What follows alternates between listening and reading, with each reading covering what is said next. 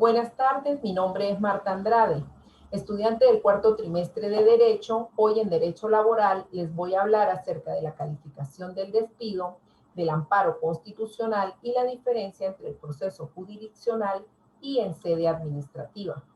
El artículo 77 de la LOT nos dice que la calificación del despido es el procedimiento intentado por el patrono en contra del trabajador investido de inamovilidad, alegando que el asalariado está incurso en una causa de despido. Según Montilla, la calificación de despido es el procedimiento mediante el cual el trabajador se dirige ante la autoridad administrativa o judicial competente para participarle que el patrono lo ha despedido sin causa justa. Dentro de las clases de despido tenemos el justificado y el injustificado. El justificado es cuando el trabajador o trabajadora ha incurrido en una causa prevista en la ley, y el injustificado cuando se realiza sin que el trabajador o la trabajadora haya incurrido en causa legal que lo justifique. Dentro del procedimiento de calificación del despido ante la Inspectoría del Trabajo, tenemos que este tiene 5 pasos y se inicia cuando el patrono solicita de forma escrita ante la Inspectoría del Trabajo que autorice a la empresa a despedir a un trabajador que ha cometido una falla.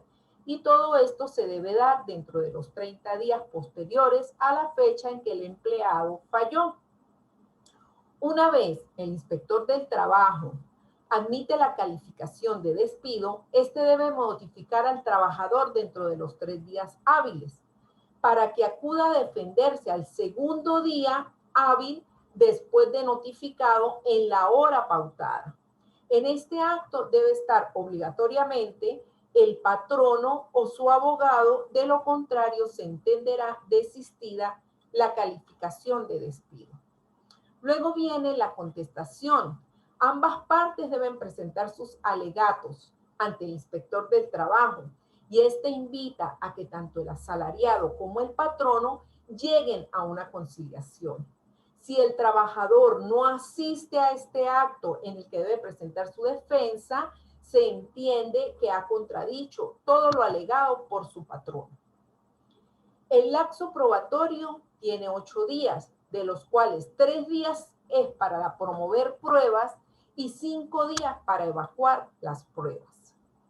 Terminada la parte probatoria, las partes gozan de 2 días hábiles para presentar sus conclusiones, escrito en el que las partes le dicen al inspector del trabajo cómo las pruebas cursantes en el expediente respaldan sus alegatos. Por último, tenemos la decisión. El inspector del trabajo tiene un máximo de 10 días hábiles para tomar su decisión sobre esta solicitud y esta no tiene apelación. El amparo constitucional en la Constitución de la República Bolivariana de Venezuela se encuentra contemplada en el artículo 27 y nos dice que toda persona tiene derecho a ser amparada por los tribunales en el goce y ejercicio de los derechos y garantías constitucionales. Según Zambrano, el amparo constitucional es el medio procesal que tiene por objeto asegurar el goce y ejercicio de los derechos y garantías constitucionales. Dentro de los objetos tenemos que el amparo puede ser directo o indirecto. El amparo directo procede contra sentencias definitivas, sentencias que pongan fin a un juicio sin ser definitivas, contra sentencias interlocutoras que no admitan recurso o bien cuando ya se haya agotado, por violaciones en el procedimiento de juicio. El amparo indirecto actúa contra actos emitidos fuera de juicio o después de concluido, incluyendo actos para ejecutar una sentencia, y también contra actos que afecten a terceros y contra actos que no procedan de autoridades judiciales, administrativas o del trabajo. Los derechos y garantías expresamente consagrados en el texto constitucional se encuentran en el artículo 19, la no discriminación el artículo 20, el libre desenvolvimiento de la personalidad. El artículo 22, cláusula abierta de los derechos humanos. El artículo 23, jerarquía constitucional de los tratados internacionales sobre derechos humanos y prevalencia sobre el orden interno. Las diferencias entre el proceso jurisdiccional y de sede administrativa. El procedimiento jurisdiccional. El juez es un tercero neutral en el debate trabado. Él no forma parte del mismo. Mientras que en el proceso administrativo, la administración dirige y coordina el procedimiento. Es protagonista del mismo y forma parte de él. En el proceso judicial, actúa al principio de la preclusión. Cada fase, una vez concluida, se cierra. Se extingue la facultad de las partes de actuar. Mientras que en el proceso administrativo, las distintas fases son más elásticas. Con base en el principio de la autotutela, las mismas no constituyen episodios cerrados. En el proceso judicial, se persigue un pronunciamiento judicial dirigido a producir un efecto inmutable, el de la cosa juzgada, tanto como material.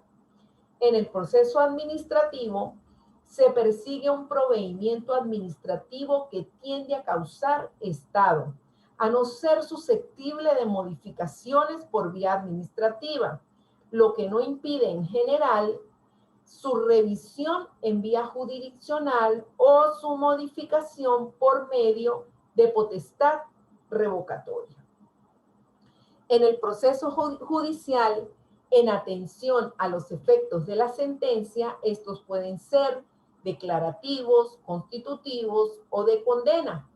Y en el proceso administrativo, los efectos revisten una gran variedad en cuanto a las formas y el contenido, en atención a la multiplicidad de los interesados.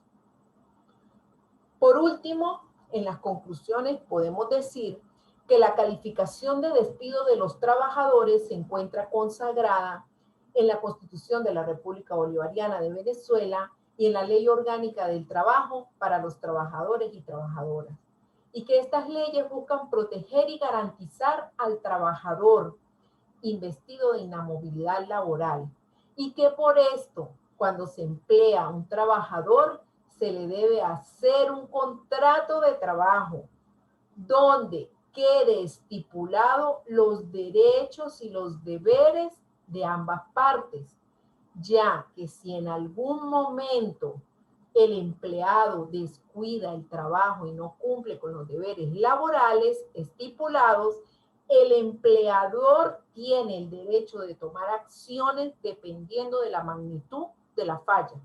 Y del mismo modo, el caso contrario. Del amparo constitucional, podemos decir que en Venezuela el amparo es de derecho constitucional, que disfrutan todas las personas al ser amparadas por los tribunales en el goce y ejercicio de los derechos y garantías constitucionales, y que para que se cumpla se requiere de un poder judicial que sea autónomo e independiente y que no esté sujeto a las presiones del poder, y así no se pierda su efectividad en el mismo. Hasta aquí mi exposición. Muchísimas gracias por su atención.